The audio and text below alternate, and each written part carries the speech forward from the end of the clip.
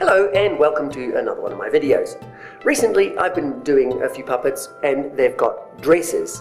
Now doing the pleating was a little bit tedious and disorganized, and on the internet I found a technique to use a fork on how to do that pleating there. Now I found that technique very good, developed another couple variations of that, and I'd like to share them with you. Doing the pleating a lot easier with a fork. Starting off with your material in your machine, your fork, when you put it in here, if you face this way, will dictate which enters first, or this way.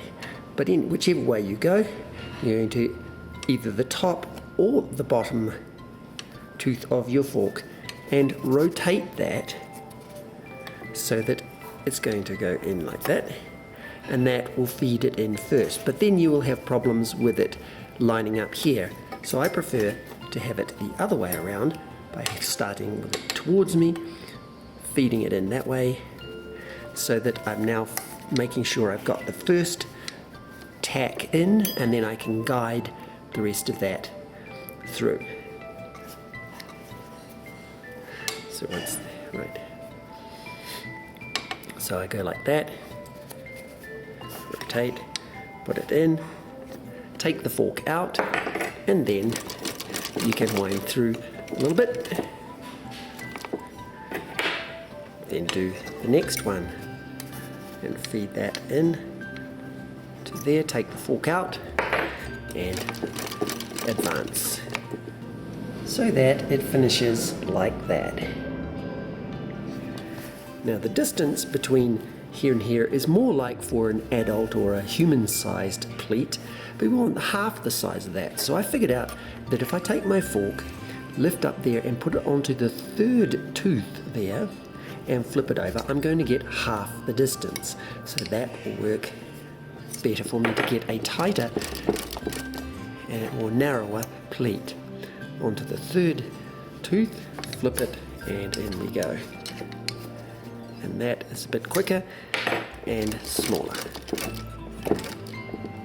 This way we get the pleating tighter and smaller. Notice that the pleats are all lying in the same direction. If you want one to lie in one direction, then back the other way in the opposite. I figured out a way of doing that. Just the same as with the single one, I'm going to pick up the third tooth, turn it over, and then I'm going to take the material, double over one, and pick up the third tooth as it's turned over. So now I get a double one. Feed that in and then sew that off.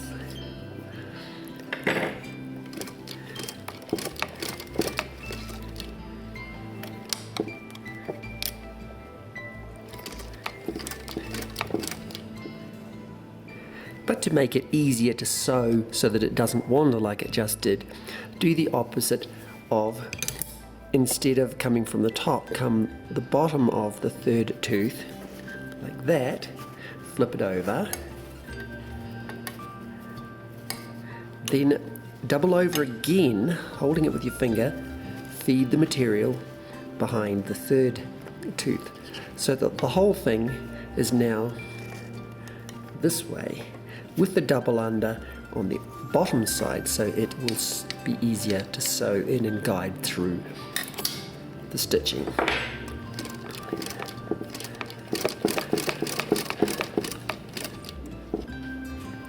Or you can do it in two halves.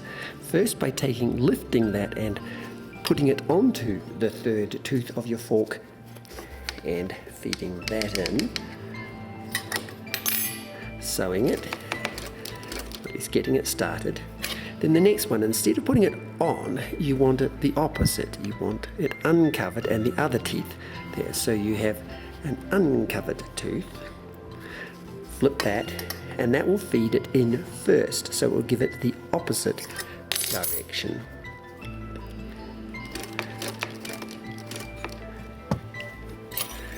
Putting it on the tooth first, covering the tooth,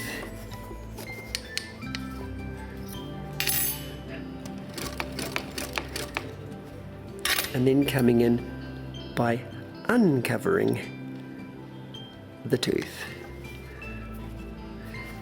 flipping it and feeding that one in.